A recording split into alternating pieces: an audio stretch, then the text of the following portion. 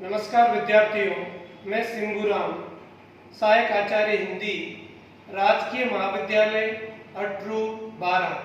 प्रिय विद्यार्थियों, इस वीडियो में हम उद्धव शतक के बारे में अध्ययन करेंगे।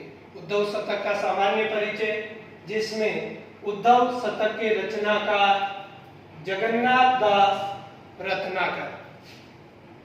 जगन्नाथ दास रत्नाकर की रचनाएं, जिसमें उन्होंने मुक्तक और प्रबंध दोनों प्रकार के काव्य लिखे।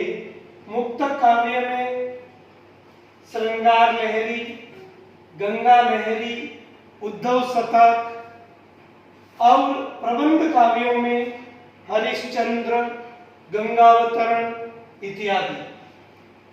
अब उद्धव शतक का काव्य रूप उद्धव शतक प्रबंधात्मक मुक्तक काव्य है।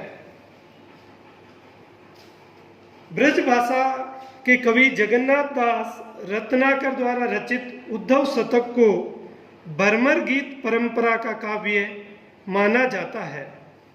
विशेष ध्यान रखें, भ्रमर गीत काव्य परंपरा का काव्य। इस काव्य के स्वरूप पर अधिकांश विद्वानों ने अलग अलग अभिमत प्रस्तुत किया है। कुछ विद्वान इसे विशुद्ध मुक्तक काव्य मानते हैं, तो कुछ विद्वान इसे प्रबंधात्मक काव्य मानते हैं।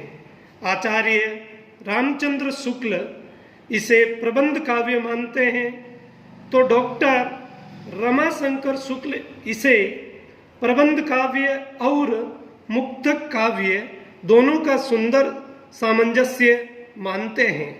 स्वयं जगन्नाथ दास रत्नाकर जी ने भी इसे मुक्तक काव्य ही कहा है। उन्होंने इसकी रचना एक मुक्तक काव्य के रूप में की। तत्पश्चात विविध शीर्षकों के अंतर्गत उन्हें श्रीमद् भागवत की कथा के अनुसार एक व्यवस्थित क्रम में रख दिया, जिससे यह काव्य एक प्रबंधात्मक काव्य की तरह उपस्थित हो गया। इस तरह इसमें श्री कृष्ण का मथुरा जाना, वहाँ पर ब्रजवासियों के प्रेम को नहीं भुला पाना, उद्धव को ब्रज में भेजना, उद्धव द्वारा ब्रजवासियों को निर्गुण ब्रह्म का उपदेश देना, परंतु गोपियों के तर्कों से पराजित होकर स्वयं भी उद्धव का प्रेम मार्गी बन जाना आदि का वर्णन यथाक्रम से किया गया है। इसी कारण अधिकतर समीक्षक इसे उत्तम कोटि का प्रबंधात्मक मुक्तक काव्य घोषित करते हैं, जिसे हम प्रबंधाभ्यास मुक्तक काव्य कहना असंगत नहीं मानते हैं। फिर भी इसकी गणना शुद्ध मुक्तक काव्य के रूप से की जाती है।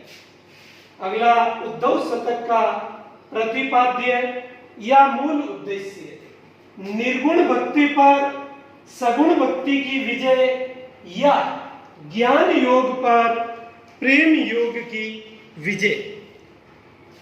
प्रत्येक रचना का मूल प्रतिपाद्य और उद्देश्य होता है। प्राय काव्य का प्रयोजन लोक कल्याण एवं कवि लालसा पर आधारित रहता है।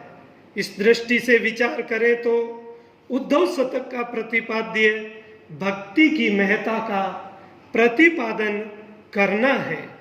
इसमें उद्धव के द्वारा गोपियों को ज्ञान योग का तथा निर्गुण भक्ति का उपदेश दिया गया है, परंतु गोपियों ने सगुण भक्ति और प्रेम निष्ठा के आगे अपने तर्कों द्वारा इसे स्वीकार नहीं किया है। उद्धव शतक में विविध प्रतीकों को आलम्बन रूप में अपनाया गया है। इस प्रकार उद्धव शतक का मूल प्रतिपाद्य या मूल उद्देश्य निर्गुण भक्ति पर सगुण भक्ति की विजय या ज्ञान योग पर प्रेम योग की विजय के रूप में दर्शाया गया है। उद्धव शतक का मूल स्रोत यानी उद्धव शतक की जो कथा है वह कहाँ से ली गई है, श्रीमद् भागवत के 10वें स्कंद से उद्धव शतक की कथा ली गई है। उद्धव शतक की भाषा विशुद्ध साहित्यिक ब्रज भाषा है। छंद की दृष्टि से देखा जाए तो उद्धव शतक का छंद मुख्य घनाक्षरी कवित्व छंद में जगन्नाथ दास रत्नाकर ने उद्धव शतक की रचना की है। अब इनमें से महत्वपूर्ण जो छोटे प्रश्न बनते हैं, सीधा सा पूछा जा सकता है उद्धव शतक के रचनाकार कौन है, या जगन्नाथ दास रत्नाकर की रचनाएं लिखी है उसमें भी मुक्त काव्य के बारे में पूछा जा सकता है कि नहीं, दो मुक्त ग्रंथों के नाम या प्रबंध काव्य पूछे जा सकते हैं, प्रबंध काव्यों के नाम लिखिए, या उद्धव शतक का काव्य रूप किस प्रकार का है, मुक्त काव्य है या प्रबंध काव्य है या प्रबंधात्मक मुक्त काव्य है। इसके साथ ही मूल उद्देश्य क्या है, या उद्धव शतक की कथा कहाँ से ली गई है, उसकी भाषा कौन सी है, उद्धव शतक की रचना किस छंद में हुई है, तो उत्तर होगा घनाक्षरी कवि। धन्यवाद।